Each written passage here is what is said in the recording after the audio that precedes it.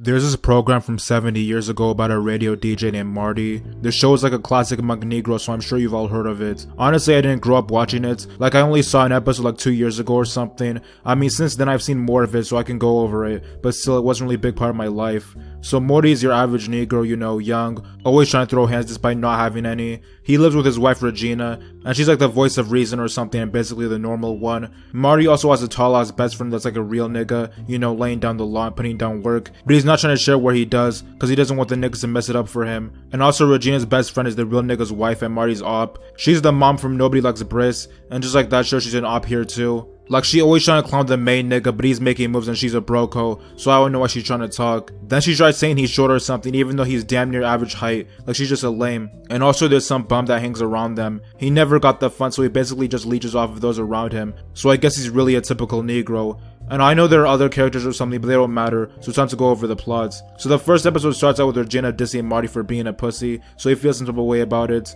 So his mom comes in the room and makes the wife piss off. So Marty asks his mother if he was a pussy growing up, and she confirms the obvious. Then at Marty's job, his boss starts sweating his ass about the bills or something.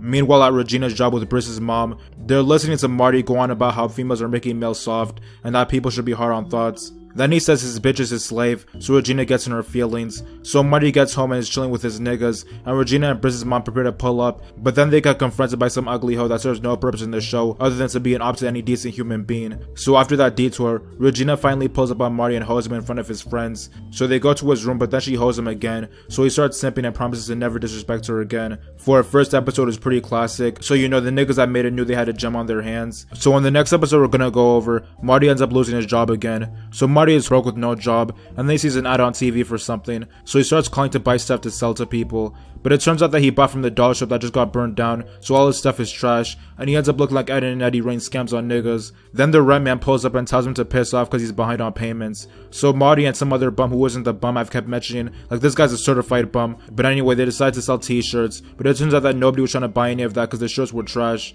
So his wife gives him back the ring to sell it and get the rent man off his ass, and at first Marty was trying to do it, but then he decided not to because commitments or something. Then Marty pisses off with some guy he used to work with, and then all the niggas start worrying about it, and then the bum reveals that he left off a tape. And in the tape, Marty says he's going into hiding, and Regina gets in her feelings.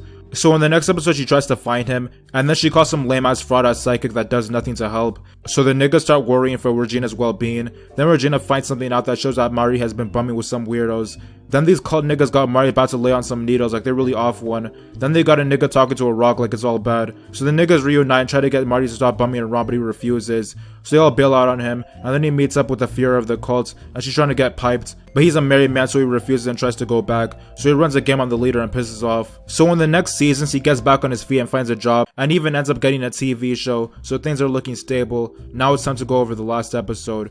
It starts with some record executive trying to get Morty on some late night show. So the niggas are chilling when all of a sudden the bum gets in his feelings and reveals he's trying to marry the girl he's been with. Then Marty tells the guys he's about to go national, so they all start the celebrations. Meanwhile, Regina and Briss's mom have reunited, and they're having a gay old time, but then Regina starts stressing because she feels like her boss is about to screw her over. But it turns out she's actually being promoted to run the office, but now she doesn't know what to do because it's in LA, and she doesn't know how Marty would feel about it, and she decides to fly to Detroit to tell him. So Marty conducts an interview with some white guys, and the real nigga starts trying to ask for too much, so Marty tells him to piss off. Then the guys tell Marty to fly out to LA in order to meet even more guys. And then later on he gets a call and it turns out the whole show is being moved to LA, so I'm sure you guys know where the plot is going. So Marty gets to LA and finds out his wife is in Detroit, and that's an L. And also the bum tries to propose to his girlfriend through a cupcake, but she eats the whole thing because she's a dumbass. So Marty and Regina get on the phone together, and they learn of the boss moves they've each been making, so all is well I guess. Oh well, I guess the conflict is Briss's mom and the other niggas can't come too, but who gives a fuck. Also, it turns out that the ring isn't in the cupcake the bum gave his girlfriend. And then a bunch of celebrities and old guys start showing up and they start playing a bunch of flashbacks. Also, it turns out that the bum's ring was in the wrong cupcake, so the bum schemes his girlfriend into getting her to propose to him, and I guess that solves that problem. So the series ends with Marty and his wife moving away to make boss moves in LA. Honestly, the show is really funny, like it's a classic for all the ages. The next video about a show I go over probably won't be this short, so look forward to that, and always remember that if you're a successful Negro, then you will prevail.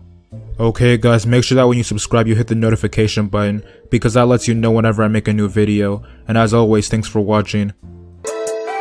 I do this rap for money. Most of you niggas is dummies. All of my days looking sunny. Don't try no games with me if you're not ready, cause nigga, you look a bit funny. Fuck on a hoe just one time and she calling me by the way, them bitch don't be calling me honey. No check, you niggas don't run me. You cannot touch me, so don't even think you can shun me. I do this rap for money. Most of you niggas is dummies. All of my days looking sunny. Don't try no games with me if you're not ready, cause